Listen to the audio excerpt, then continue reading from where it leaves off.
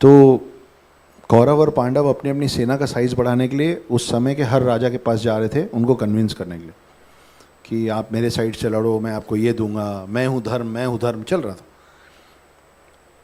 तो कृष्ण गए, ऐसे ही हर राजा के पास कृष्ण भी जा रहे थे, पांडव भी जा रहे थे और लोग भी जा रहे थे। तो सब लोग अपना अपना साइड चूज़ कर रहे थे। तो एक राजा थे, उडुपी के राजा, उनके पास पहुँचे और बोले आप किसके साइड से लड़ेंगे? कौरव की। भाई आपको आपका स्ट्रेंथ पहले से पता होना चाहिए ना, हु इज़ अगेंस्ट हुम, आप किसके साइड से लड़ेंगे? तो उसने बोला कि मैं किसी के साइड से नहीं लड़ूंगा, लेकिन मैं दोनों के साइड हूँ। तो बोले ये कैसे, मतलब कैसी ऊट पटांग बात कर रहे हो तुम? तो बोले देखिए, जब इतने लाख लोग लड़ेंगे तो चोटिल भी होंगे, चोटिल होंगे तो उनको उपचार की भी ज़रूरत पड़ेगी। जब इतने लाख लोग रोज़ झोंके जाएंगे युद्ध में, तो लौटेंगे तो भूखे भी होंगे, तो उनको खाने की भी ज़रूरत पड़ेगी। तो मैं और मेरी पूरी आर्मी जो है ना, वो केटरिंग का काम करेंगे, हम सबका खाना बनाएंगे और हम जो जिंदा लौटेंगे उनका उपचार करेंगे। तो तब सबको समझ में आया यार ये भी सही है, कोई तो चाहिए, तो उनको वो काम दे दिया गया। 2-3 दिन नॉर्मल चला, चौथे दिन से एक जादू होने लग गया वहाँ पे शिविर में। जादू ये हो रहा था कि उडुपी के राजा जितना खाना बनवाते थे, वो खाना ना बचता था और ना घटता था, जबकि रोज जाते जितने थे उससे कई हजार कम आते थे, वो मर जाते थे। तो हजारों लोगों का खाना हर दिन कम बनता था, लेकिन ना वो कम पड़ता था ना वो बचता था। तो 5वें 6वें 7वें दिन उनसे पूछा गया कि तुमको कैसे पता रहता है यार कि आज शाम को कितने लोग खाना खाएंगे, कितने निपट लिए? तो उन्होंने बोला आओ बैठो, राज की बात बताता हूँ। वो बोले कि मैं कृष्ण के टेंट के बाहर एक पत्तल दोने में उबली हुई मूंगफलियां रख देता हूँ रात को। वो जब सुबह उठते हैं तो वो उसमें से कुछ मूंगफली खा लेते हैं। आप लोग जब युद्ध में जाते हैं तो मैं उस दोने को उठाता हूँ, मैं गिनता हूँ कि उन्होंने कितनी मूंगफली खोल के उसके अंदर के दाने खा लिए। उन्होंने जितने दाने खा लिए होते हैं, मैं उतने हजार लोगों का खाना कम बनवाता हूँ। तो उस दिन का युद्ध शुरू होने के पहले कृष्ण उतने लोग को निगल चुके होते थे पहले ही, और उससे उडुपी के राजा को पता चलता था कि आज इतने लोग का खाना कम बनाओ, कृष्ण खा गए, खत्म।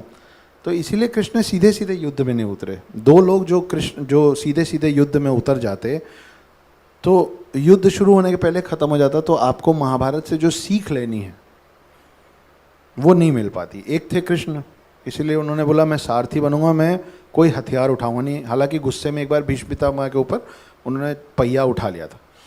और दूसरे थे हनुमान जी। हाँ, तो कुछ लोगों को शायद नहीं मालूम होगा कि महाभारत में भी हनुमान जी का मस्त रोल था। तो हुआ ये था कि जब ये लोग वो वनवास तो नहीं, क्या बोलते हैं उसको, वो काट रहे थे पांडव लोग, छुपा अज्ञातवास काट रहे थे। तो एक दिन भीम को गर्व हो गया था अपनी ताकत पे, तो वो जा रहे थे तो एक बूढ़ा सा बंदर पड़ा हुआ था, उसकी पूंछ बड़ी लंबी थी। बोले ये पूंछ हटा, मेरे को जाना है। तो वो बूढ़ा बंदर बोला मैं बहुत थक गया हूँ यार, प्लीज़ तुम खुद ही हटा लो। बोले नहीं तुम हटाओ, क्योंकि उस समय, आज भी हम लोग बचपन में बोलते हैं ना किसी को लांघना नहीं चाहिए, है ना, वो उसके पीछे भी मतलब अच्छा नहीं मानते हैं। तो बोले नहीं तुम हटाओ। बोले मैं बहुत ही थका हुआ भाई, तुम हटा लो, भीम हटाएगा तुम्हारा पूंछ। बोले अरे भीम हो आप, ऐसे करो हट जाएगा। वो भीम लगे हटाने, वो पूंछ हिले ही नहीं। पूरी ताकत, 100 हाथियों का ताकत लगा दिया भीम ने, वो पूंछ नहीं हिला उससे। तो समझ में आया भाई ये तो मेरे को समझाने के लिए कोई बैठे हुए हैं कि देखो, मतलब every father has a father, कि सब है ना। तो फिर बोले कौन है महानुभाव? तो बोले कि मैं हनुमान हूँ। फिर वो अपने रूप में है। उसके बाद अज्ञातवास खत्म हुआ। उसके बाद जब महाभारत का युद्ध होने वाला था तो पांडवों को समझ में आया कि यार हमारा काउंटिंग कम है, शायद नहीं जीत पाएंगे। उल्टा एक कृष्ण जी ने अपनी बेस्ट सेना, नारायणी सेना भी उधर दे दी और खुद अपने लिए बोल दिया कि मैं हथियार ही नहीं उठाऊंगा। तो ये तो बहुत ही नुकसान वाला सौदा है। तो भीम जाके अर्जुन को और कृष्ण को बताए कि ऐसा है कि मेरे को मालूम है हनुमान जी कहाँ रहते हैं, उनको अपने साइड ले आओ, जीत जाएंगे।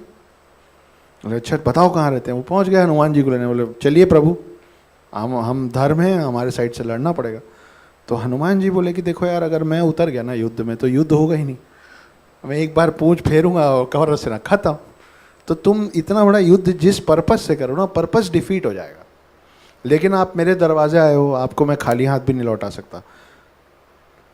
तो कृष्ण जिस रथ के सारथी होंगे ना, मैं उसके ध्वज में बैठ जाऊंगा बस। तो मैं साथ आपके हूं, पर मैं लड़ूंगा नहीं।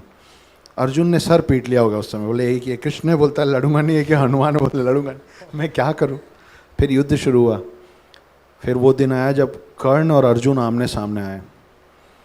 अब कर्ण एक तीर चलाए और अर्जुन का जो रथ है वो 2-3 इंच हिले। अर्जुन एक तीर चलाए, कर्ण का रथ है वो 50 फीट पीछे।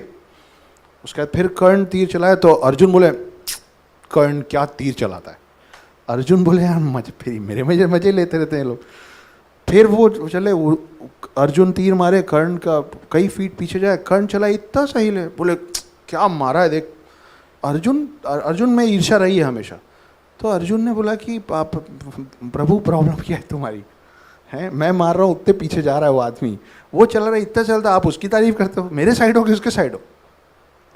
तब कृष्ण ने बोला कि अरे मूर्ख, वो जिस रथ को अपने तीर से हिला दे रहा है ना, उसमें एक मैं बैठा हूँ और साथ में हनुमान बैठे हैं, तो वो उसको हिला दे रहा है। तू सोच हम दोनों इसमें नहीं होते तो तू कहाँ जाता है, तो तू क्या खुश हो रहा है। तो उसको समझ में आया कि हाँ यार बात तो सही है।